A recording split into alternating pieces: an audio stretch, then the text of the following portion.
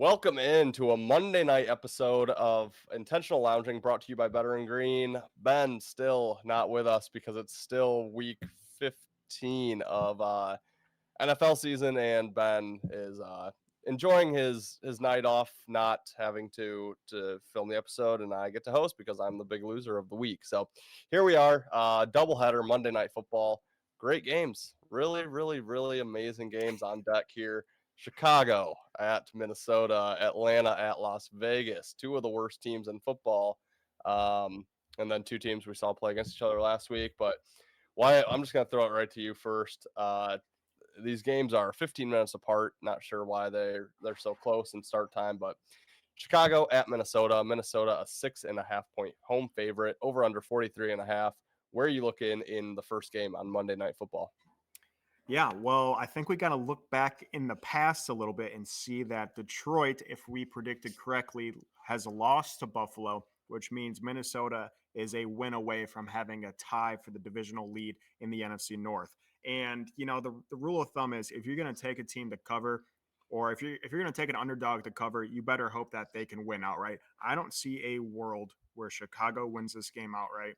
I was on them last week with the firing of the coach. Teams are weird when they have the interim head coach. It seems like they play for him a little bit. Sometimes it's an FU to the old coach saying we are better without you. That was not the case last week. Chicago was completely helpless. I think Minnesota continues to roll. And again, I think they know because Detroit, if we record a little earlier in the week, so the game has not been played. But if our prediction's correct, Detroit is probably going to be down a loss, which means Minnesota with a win can get that division tie. So I think they have a lot to play for. I think they're going to take it to a divisional opponent. I'll take Minnesota on the touchdown. I know it's pretty public, but I can't see a world where Chicago wins this game.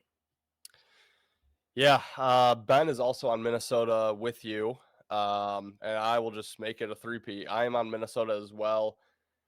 To be honest with you, I kind of feel like we're going to be on the wrong side on this one, but I agree. I can't see Chicago winning it outright. And honestly, Chicago's going to want to just play spoiler at this point for both Minnesota and Detroit and Green Bay.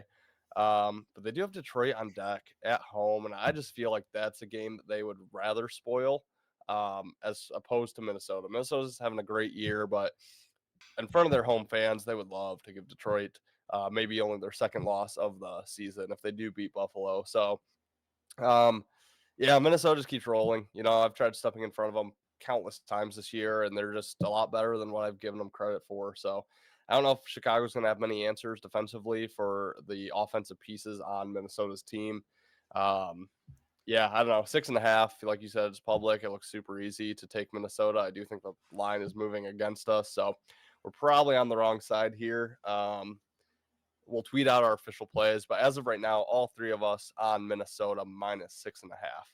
And for our second game here, Atlanta at the Raiders. Raiders are 4-point home underdogs, over under 44.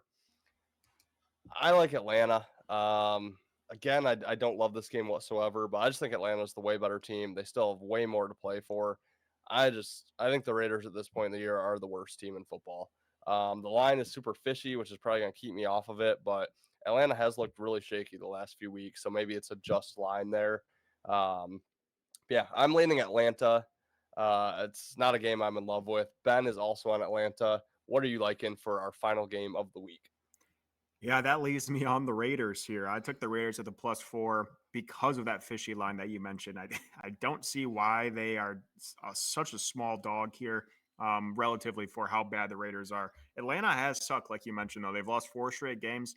In those 4 games, Kirk has not thrown a touchdown, and he has thrown 8 interceptions. So there's already talks of possibly Penix coming in, which is not going to happen since Atlanta is just 1 game back in their division race. But they have thrown away their division lead, and they have looked god-awful.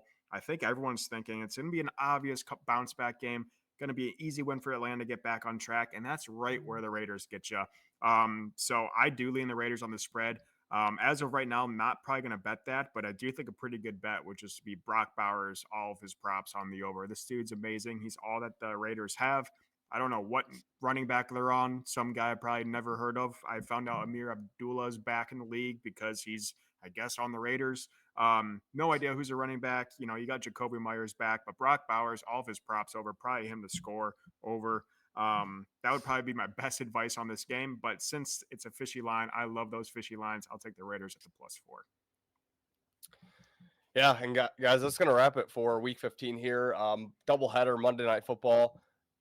I wish we had some better thoughts on those games. I wish we were more gung-ho about a side, but they're two pretty poor games there, and we do film on Wednesday here. So a lot of time left between now and kickoff of those games. Be sure to follow us on Twitter. We will tweet out our official plays. And then, guys, if you could subscribe, tell your friends to subscribe. We are donating $1 from now through Christmas to St. Jude for every subscription that we get.